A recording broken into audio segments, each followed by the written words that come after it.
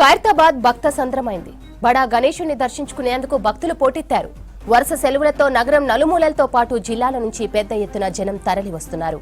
అయితే ఇవాళ్టితోనే ఖైరతాబాద్ గణనాథుడి దర్శనం ముగియనుంది. ఎల్లుండి మహాశోభయాత్ర తర్వాత హుస్సేన్ సాగర్ లో నిమజ్జనం కానున్నాడు గణనాథుడు. దీంతో పెద్ద ఎత్తున పబ్లిక్ వస్తున్నారు. బడా గణేష్ దగ్గర నుంచి మరిన్ని డీటెయిల్స్ విజయ్ అందిస్తారు. విజయ్, భక్తుల రద్దీ ఎలా ఉంది?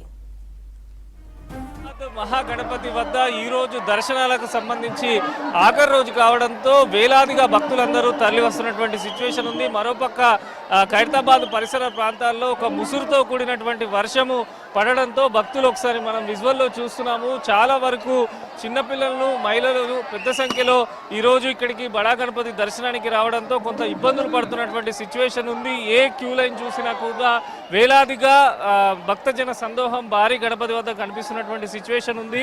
పోలీసులు కూడా అలర్ట్ అయ్యి నిరంతరం భక్తులను పంపివ్వాలని చూసినప్పటికీ విపరీతమైనటువంటి రద్దీ అనేది బడా గణపతి దగ్గర కొనసాగుతుంది. ఈ రోజు రాత్రి 12 గంటల వరకే భక్తులకు దర్శనము ఉండడంతో వేలాదిగా భక్తులు అయితే తరలి వస్తున్నారు.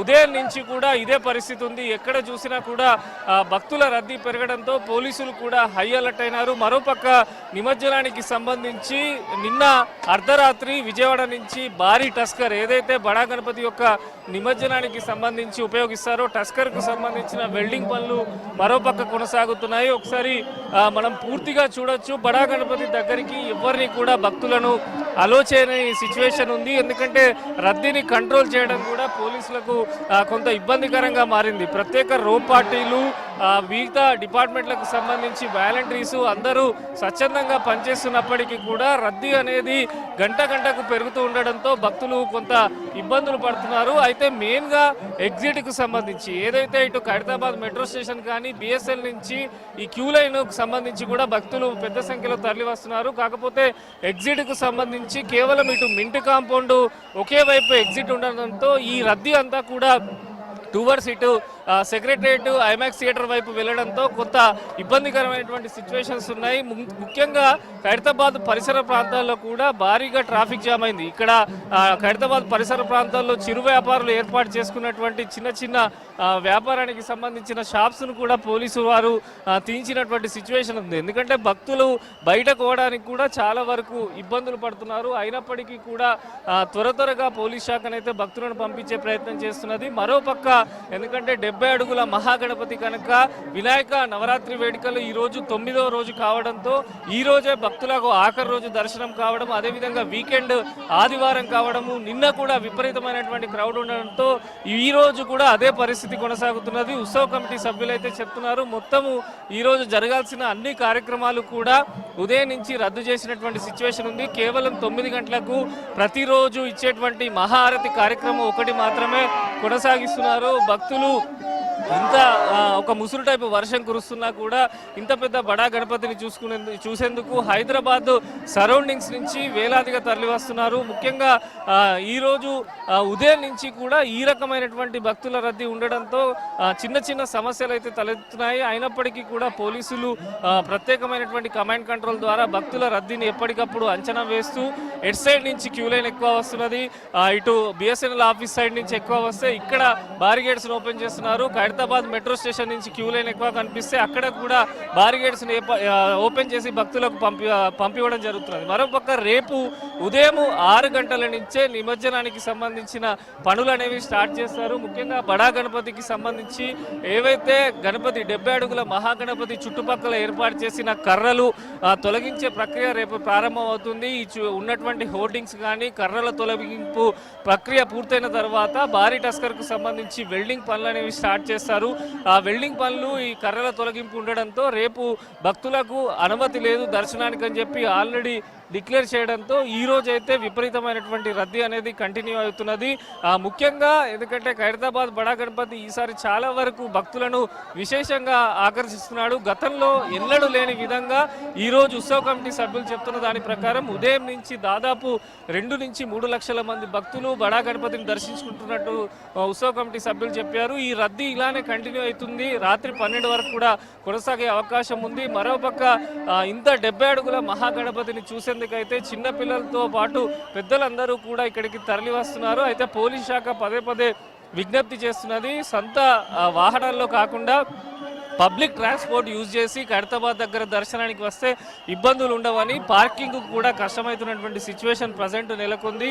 ఒకసారి మనం చూడొచ్చు, ఎటు చూసినా కూడా భక్తుల రద్దీ అనేది కంటిన్యూ అవుతూనే ఉంది.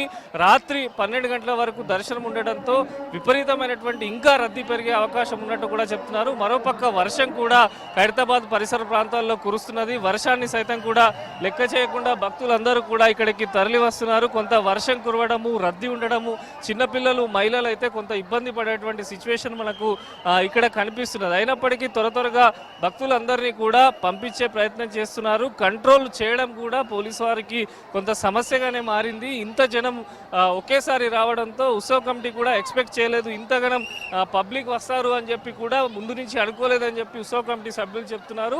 మొత్తం క్యూ లైన్లకు సంబంధించి కూడా పటిష్ట నిఘా కూడా ఉంది. అయితే సలహా సూచనలు అయితే నిరంతరం ఇక్కడ ఉత్సవ కమిటీ సభ్యులు, వాలంటీర్స్ స్వచ్ఛందంగా చేస్తున్నప్పటికీ కూడా ఒక పక్క వర్షము, మరోపక్క విపరీతమైనటువంటి భక్తుల తాకిడితో ప్రజలైతే ఇబ్బంది పడుతున్నారు. కొంతమంది భక్తులు ఉన్నారు. ఒకసారి మనము క్యూ లైన్లో చూడొచ్చు. ఏ క్యూ లైన్ చూసినా కూడా విపరీతమైనటువంటి రద్దీ అనేది మనకి ఇక్కడ కనిపిస్తున్నటువంటి సిచ్యువేషన్ ఉంది. పోలీసులు కూడా తొందరగా వారిని పంపించే ప్రయత్నం చేస్తున్నప్పటికీ చాలా వరకు కూడా కొంత ఇబ్బంది పడుతున్నారు. ఎక్కడి నుంచి వస్తున్నారు?